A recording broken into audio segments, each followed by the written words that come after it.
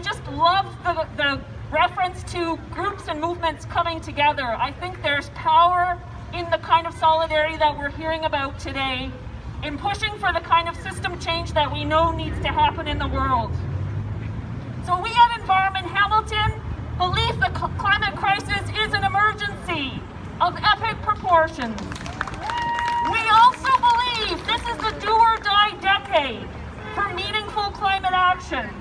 If we don't take action now to realize drastic greenhouse gas emission reductions, we're going to be unable to avoid climate catastrophe. The recent report released by the United Nations Intergovernmental Panel on Climate Change underscores this reality. And I want to read one key finding from that report. And it says, global surface temperature will continue to increase until at least the mid-century under all emission scenarios considered.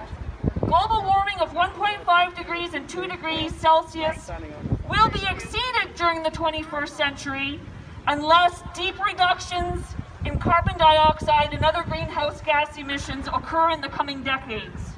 In other words, we can no longer stop some of what is happening already. But with extreme reductions in greenhouse gas emissions, we can divert the worst, the catastrophic, from occurring. So the warnings are more dire than ever before, which should come as no surprise to us, for anyone who's looking around and paying attention to the signs of the climate crisis all around us. Canada is literally on fire, as are other parts of the globe, and if it's not fire, it's extreme weather and flooding.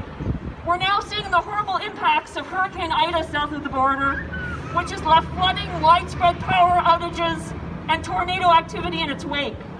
New York City, for the first time ever, declared a flash flood emergency as heavy rainfall overwhelmed the city streets and subway system.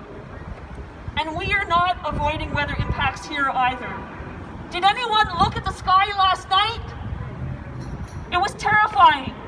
The heavy rain that followed resulted in overflows of raw sewage into Red Hill and Chinook Creeks, and I can tell you that's probably still happening as I'm speaking, out into Hamilton Harbor, which is already being plagued by toxic blue-green algae.